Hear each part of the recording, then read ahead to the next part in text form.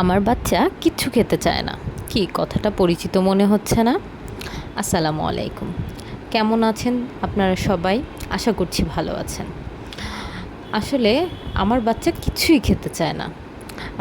সবাই এই কথাটা বললেও আমার ক্ষেত্রে বিষয়টা ভিন্ন।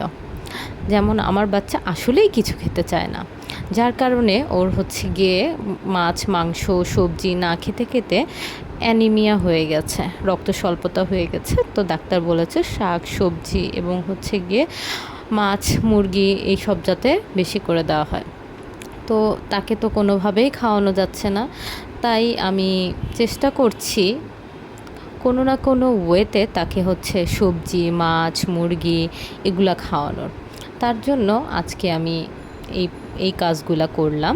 যেমন হচ্ছে গিয়ে আমি মসুর ডাল সিদ্ধ করে নিলাম, এটা প্রোটিনের কাজ করবে। কাঁচা কলা সিদ্ধ করে নিলাম, এটা আয়রনের কাজ করবে।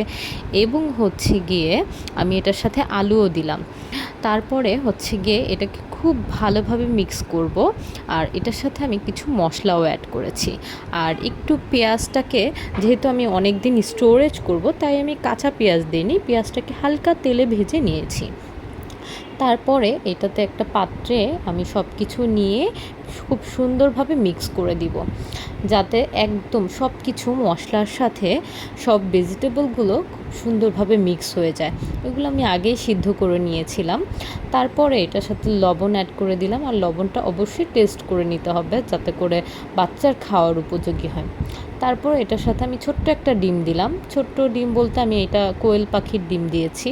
তারপরে এটার সাথে কর্নফ্লাওয়ারও দিয়েছি যাতে করে বিষয়টা খুব মাখো মাখো হয়, তার কারণেই আমি হচ্ছে গিয়ে কর্নফ্লাওয়ার দিলাম। তারপরেও এটা দিয়ে আবার মিক্স করে নিব। খুব সুন্দরভাবে মিক্স করে নিতে হবে। দেখতেই পাচ্ছেন আমি কিভাবে মিক্স করছি। কত কষ্ট করতে হয় বলেন বাচ্চাদের জন্য, আসলেই খুব কষ্ট। তারপরও বাচ্চারা যদি খেত তাহলে হচ্ছে গিয়ে মায়েদের কষ্টটা একটু হলেও কম হতো। যাই হোক, তারপরে আমি এটাতে হাতে একটু সাদা তেল মাখিয়ে নিব। মেখে মেখে এটাকে আমি কাবাবের সাইজ করে নিব। আর কাবাব আকার করে দিলে দেখি ভাজাভাজিটা বাচ্চারা পছন্দ করে কি না। এর জন্য আমি হচ্ছে ভেজিটেবলটাকে এভাবে দেওয়ার চেষ্টা করলাম, কাবাব আকারে করে নিব। একে একে করে হাতে তেল মাখিয়ে নিব।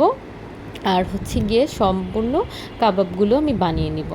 আমি একটু বড় বড় করেই বানালাম, যাতে করে হচ্ছে একটা বা দুইটা দিলেই বেবির হয়ে যায়। এর জন্যই আমি হচ্ছে গিয়ে এটা একটু বড় বড় করেই বানালাম। তারপরে কি একে একে সবগুলো বানিয়ে নিব।